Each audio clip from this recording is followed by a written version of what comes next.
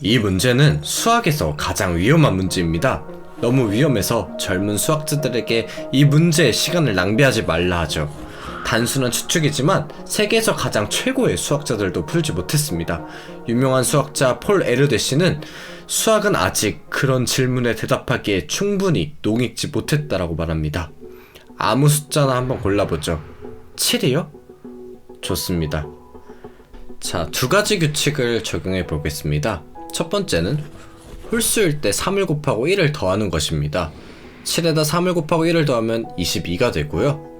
만약 짝수일 때 2로 나누는 것이 두 번째 규칙입니다. 11이 되겠죠. 자, 이 두 규칙을 계속해서 적용할 것입니다. 홀수니까 3을 곱하고 1을 더해서 34가 되고, 짝수이니 2로 나눠서 17이 됩니다. 홀수니까 3을 곱해서 1을 더해서 52가 되죠. 짝수니까 26이 되고, 짝수니까 13이 됩니다. 홀수니까 3을 곱하고 1을 더해서 40이 되고, 2로 나누면 20이 되고, 2로 나누면 10이 되고, 5가 되고, 5에서 3을 곱하고 1을 더해 16이 나오죠. 16은 2로 나눠 8, 2로 나눠서 4, 2, 1. 이제 홀수이기 때문에 3을 곱해서 1을 더하면 4가 되고, 4는 2, 1, 다시 4, 2, 1 반복되는 루프에 빠지게 됩니다. 추측은 이렇습니다. 어떠한 양수도 이 규칙들이 적용될 때 4, 2, 1이라는 반복에 빠질 것이라는 겁니다. 이 추측은 1930년대 수학자 콜라츠의 이름을 따 콜라츠 추측이라 불립니다. 다른 이름들도 많이 가지고 있습니다.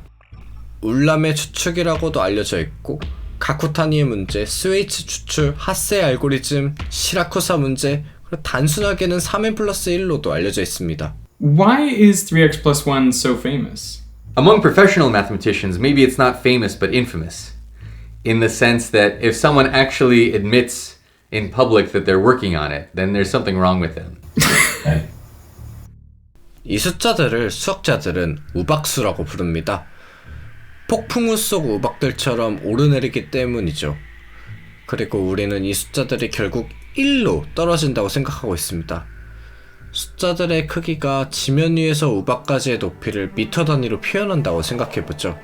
예를 들면 26이라는 숫자는 26m 위에서 시작됐다고 생각합니다.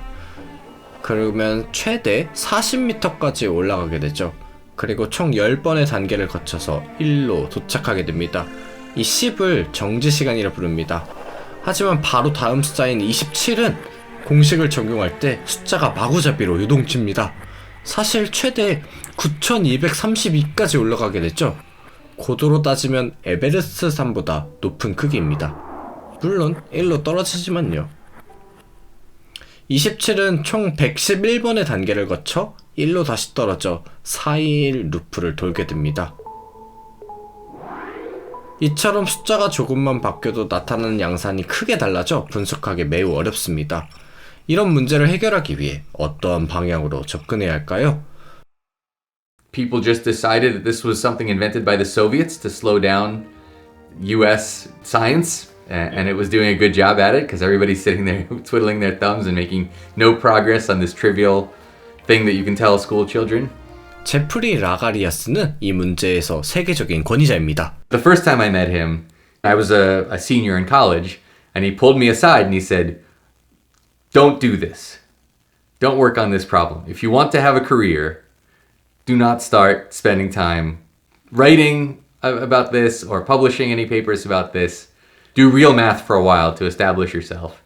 하지만 알렉스는 이 말을 듣지 않았습니다. 야코브 시나이와 함께 우박수들의 경로를 살펴봤죠. 패턴을 발견할 수 있을까 해서요. 확실히 모든 우박수들은 1에 도달합니다. 하지만 이 패턴들은 무작위적이었습니다. 지금 보시는 것은 큰 숫자 콜라츠 추측의 경로입니다. 최대값에 도달했다가 너무 낮게 떨어져서 잘 안 보이죠? 그래서 로그 함수를 씌워보면 하향 추세를 보이는 그래프를 발견할 수 있습니다. 되게 안 좋을 때의 주식시장 그래프랑 같죠. 이건 결코 우연이 아닙니다. 주식시장과 이 그래프 모두 기아 브라운 운동의 예시입니다. 숫자의 경로에 로그 함수를 취함으로써 선형적인 추세를 제거하면 값 사이의 변동은 무작위적이란 뜻입니다. 동전 뒤집기처럼 앞면이 나오면 증가하고 뒷면이 나오면 감소하는 것처럼요. 랜덤입니다. 주식시장과 다른 점이 있다면 주식시장은 상승하는데 3x 플러스 1은 하락한다는 거죠. 3x 플러스 1을 분석하는 또 다른 방법은 각 숫자의 앞자리를 보는 것입니다. 3에서 시작된 우박 숫자들의 경우 이제 1로 시작하는 숫자와 2로 시작하는 숫자, 3으로 시작하는 숫자 등을 세서 히스토그램을 만들 수 있습니다. 4로 시작하는 짧은 수열과 5에서 시작되는 우박수들, 그리고 6, 7 다 동일한 작업을 수행할 수 있겠죠? 다시 한번 각 시퀀스에 대해서 1부터 9까지 각 앞자리 숫자들을 세고 히스토그램들을 더해보죠. 점점 더 많은 숫자에 대해서 이 작업을 계속 진행하면 보시는 것처럼 히스토그램이 안정적인 패턴으로 고정되는 걸 볼 수 있습니다. 10억 개의 숫자들에 대해서 히스토그램을 구해보면 가장 많은 숫자가 1이라는 걸 알 수 있습니다. 전체 숫자의 30%는 1로 시작하고 17.5%는 2로, 12%는 3으로 시작하고 숫자가 높을수록 등장하는 빈도가 감소하는 것을 볼 수 있죠. 사실 이 패턴은 3x 플러스 1에서만 나타나는 것이 아닙니다. 어디에서나 나타납니다. 국가의 인구, 기업의 가치, 모든 물리적 상수, 그리고 피보나치 수까지요. 이런 숫자들의 분포는 벤포드의 법칙이라 알려져 있습니다. 벤포드 법칙은 사기를 탐지하는 데도 사용됩니다. 소득 신고나 투표 같은 데서 모든 숫자들이 벤포드의 법칙을 따른다면 사실이지만 그렇지 않다면 무언가를 숨기고 있을 수도 있죠. 물론 우리가 이를 정확하게 잘 적용해야겠지만요. 벤포드 법칙은 3x 플러스 1처럼 숫자들이 여러 자릿수에 거쳐져 있을 때 효력이 강합니다. 하지만 벤포드 법칙은 모든 숫자들이 4, 2, 1 루프에 갇히는지에 대해서는 알려주지 못합니다. 이러한 추측을 알기 위해서는 다른 종류의 분석이 필요하죠. 숫자에 3x 플러스 1을 적용하다 보면 모든 숫자가 1로 끝나야 한다는 부분이 좀 이상합니다. 제 말은 홀수와 짝수의 비율은 같은데 홀수에만 3배를 곱하고 짝수의 경우는 반으로 나누잖아요? 그러면 모든 숫자의 숫자들은 평균적으로 감소할 게 아니라 계속해서 증가해야 되는 게 맞지 않을까요? 하지만 이 짐작에는 한 가지 문제가 있습니다. 3을 곱하고 1을 더할 때마다 모든 수가 짝수가 된다는 거죠. 이 말은 다음 단계는 항상 2로 나눌 거라는 거고 홀수는 실질적으로 3x 플러스 1의 공식에 의해서 3배가 되는 게 아니라는 거죠. 대략 3을 2로 나눈 정도의 배수로만 증가하는 것입니다. 1을 더한다는 사실을 무시하는 이유는 큰 숫자에서는 1을 더하는 게 사실 의미가 없으니까요. 한번 홀수에서 다른 홀수까지의 경로를 생각해보죠. 3을 곱하고 1을 더한 뒤에 우리는 짝수를 얻게 될 것이고요. 그 절반을 2로 나누면 절반 정도는 다시 홀수가 나올 겁니다. 그리고 한 번 더 2를 나누었을 때 4분의 1 정도는 홀수가 나올 것이고요. 나머지 8분의 1 정도는 그 다음에 홀수가 될 수 있겠죠. 16분의 1은 그 다음에 홀수가 될 것이고요. 이거를 확률적으로 기하 평균을 내게 되면 평균적으로 한 홀수에서 다음 홀수로 가기 위해서 홀수의 4분의 3을 곱해야 되는데 이는 1보다 작습니다. 통계학적으로는 3x 플러스 1 수열은 증가하기보다는 감소한다는 사실이죠. 341을 예시로 들어보면 341에 3을 곱하고 1을 더하면 1024가 됩니다. 2로 나누고 계속해서 나누다 보면 10번 나눠 1까지 내려오게 되죠. 3x 플러스 1을 통해 거쳐가는 숫자들의 경로를 시각화하는 방법은 간단합니다. 숫자가 다음 숫자와 어떻게 연결되어 있는지 보여주는 거죠. 이걸 방향 그래프라 부릅니다. 방향 그래프는 나무나 개울같이 서로에게 흘러가는 것처럼 보여지죠. 콜라츠 추측이 참이라면은 모든 숫자들이 다 연결되어 있다는 것을 의미하겠죠. 무한대로 뻗어가는 작은 물줄기들이 4, 2, 1이라는 거대한 강으로 흘러 들어가는 셈이죠. 몇몇 수학자들이 이러한 시각화를 그래프를 회전시켜서 해봤습니다. 숫자가 홀수면 시계 반대 방향으로, 짝수이면 시계 방향으로 회전해봤죠. 이러한 방법으로 그래프를 만들면 그래프가 산호나 해초 같은 모양이 나옵니다. 홀수와 짝수일 때 회전하는 각도를 달리하면 아름답고 유기체 같은 모양을 띠게 되는 거죠. 콜라츠 추측이 거짓이라는 것을 확인할 수 있는 방법이 두 가지가 있습니다. 무한대로 뻗어가는 일렬의 숫자들 속에서 끝없이 증가하는 숫자가 존재할 수 있습니다. 왠지는 몰라도 다른 숫자와는 다르게 1로 떨어지지 않는 거죠. 또 다른 가능성은 폐쇄된 루프를 구현하는 어떠한 일련의 숫자들이 존재하는 것입니다. 이 루프를 도는 숫자는 모두 방금 전 보았던 방향 그래프와는 전혀 연결이 되어 있지 않죠. 아직까지는 둘 다 발견된 적이 없습니다. And not for lack of trying. Mathematicians have tested by brute force every single number up to 2 to the 68. That's 295 quintillion, 147 quadrillion, 905 trillion, 179 billion, 352 million, 825,856 numbers. We know for certain that every single one of those numbers eventually comes back down to 1. We have tested nearly 300 quintillion numbers, and none of them disproves the conjecture. In fact, given this information, mathematicians calculate that any loop other than 421 must be at least 186 billion numbers long. So it seems pretty likely that the conjecture is true, but this doesn't prove it. 수학자들이 이 추측을 증명하려고 한 방법 중 하나는 X축의 모든 값을 두고 Y축의 그 값으로 도달하는 숫자들을 둠으로써 산점도 그래프를 그리는 거였습니다. 모든 3x 플러스 1 수열의 숫자들이 원래 초기값보다 작다면 콜라츠 추측이 맞다는 것을 증명한 셈이 됩니다. 왜냐하면 어떤 숫자를 선택하시든 간에 어떠한 지점을 시작으로 숫자가 점점 작아지면서 1까지 내려올 테니까요. 그리고 이는 결국 어떠한 수열도 4, 2, 1 루프에 빠질 수밖에 없다는 뜻이죠. 이러한 사실 역시도 아직 증명되지 않았습니다. 그러나 1976년 리오 테라스는 거의 모든 콜라츠 수열들이 그들의 초기값보다 작은 값에 도달한다는 것을 증명할 수 있었습니다.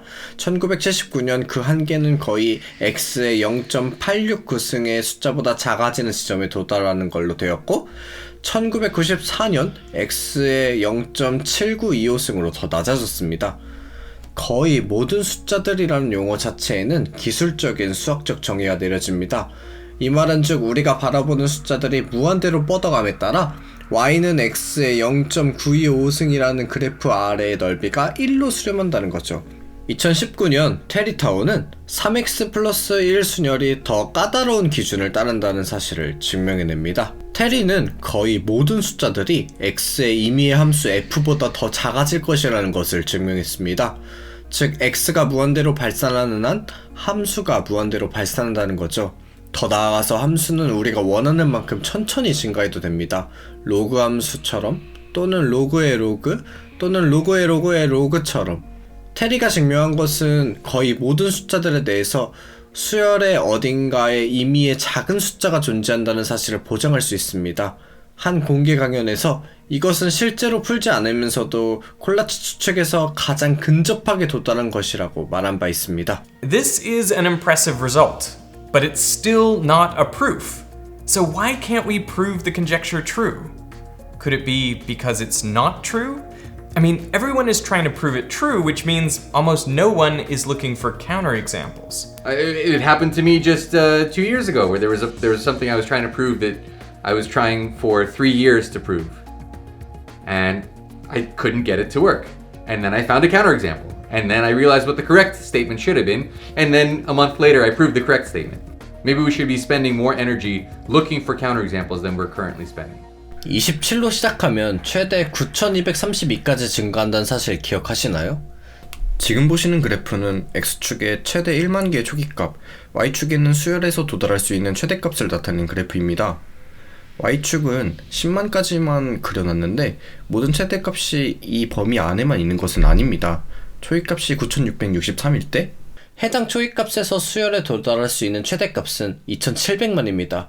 하지만 아무도 숫자가 무한대로 발산할 수 없는지 증명하지 못했죠.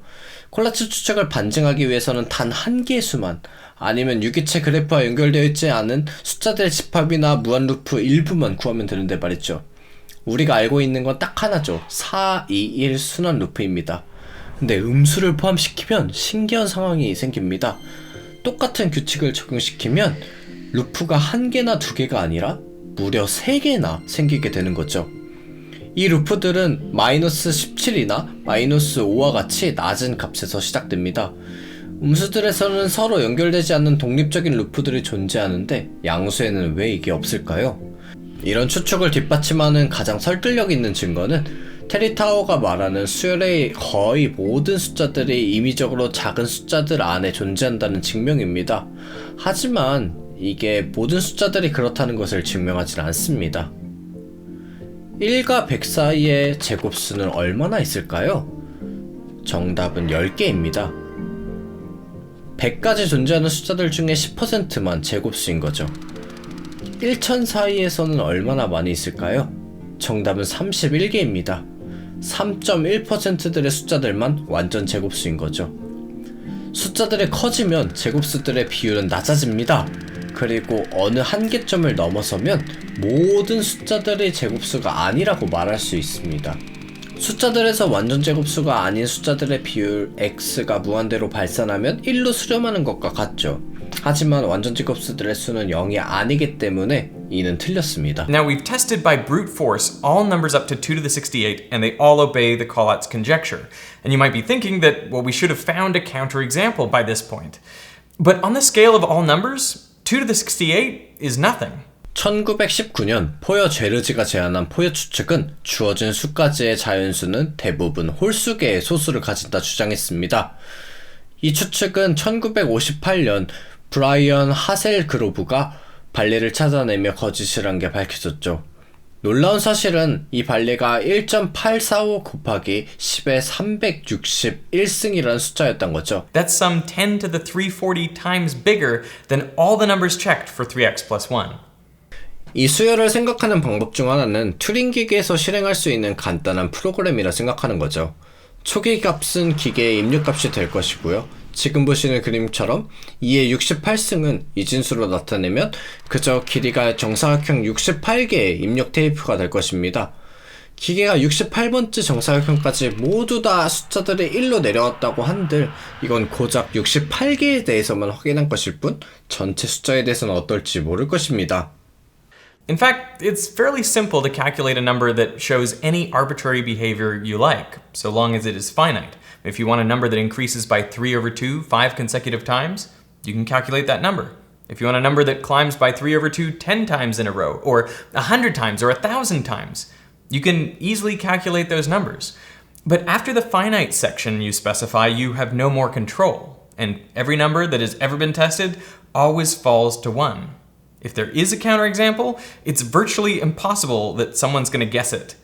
And the space of all possibilities is too big to search exhaustively by brute force. 2 to the 1,000 is not a searchable space. So if we're going to find it, we have to find it by some intelligent process and not by guess and check. I had been on team 3x plus 1 for 20 years, and there's something wrong. And then this point of view, I realized that, like, what do we really know? Do we what? It's very hard to prove a theorem that's false. And so could it be that everyone's struggling to prove this thing because it's not actually true? And 2 to the 60 is not a lot of evidence. And even the statistical version is maybe true and not evidence for the non-existence of a divergent trajectory somewhere in the 3x plus 1 sequence. Of course, there is another option, and that is that we'll never know, that the problem is undecidable. 1987년 존 코네이는 3x 플러스 1 공식의 일반화를 만들었습니다. 프랙탈안이라 불리는 코네이가 만든 수학적 기계였죠. 그리고 이 기계는 튜링 완전이라 주장했습니다. 즉, 이 기계가 현대 컴퓨터가 할 수 있는 모든 것을 할 수 있으며 이와 동시에 기계가 계산을 멈추지 못해 우리에게 정답을 알려줄 수 없는 정지 문제에 빠질 수 있다는 것을 의미하기도 합니다. And this does not prove that 3x plus 1 is also subject to the halting problem, but it is possible that given what we know, we may never prove the Collatz conjecture true or false. You're going to be taught in school that we know a bunch of stuff, and it's a lie. They're all lies. Here's this stupid little problem. Come on. Really? We can't solve this? Really? You know, it just shows math is hard. If anything, it shows that all of the things that we can solve are miracles. We have no right to have solutions to all these other problems. For my whole life, I've thought of numbers as these incredibly regular things, full of patterns, symmetry, and repetition. But what I'm realizing only now is just how peculiar numbers really are. You can see this most clearly in the choral representation. From a simple mathematical operation comes something intricate, organic-looking, and thus far intractable to us. Do all numbers connect to this structure? Or is there some unique filament, a spindly little thread that doesn't connect to any of this, that runs off to infinity? And why is it so hard to tell? I think that's why Paul Erdős said, "Mathematics is not yet ripe enough for such questions."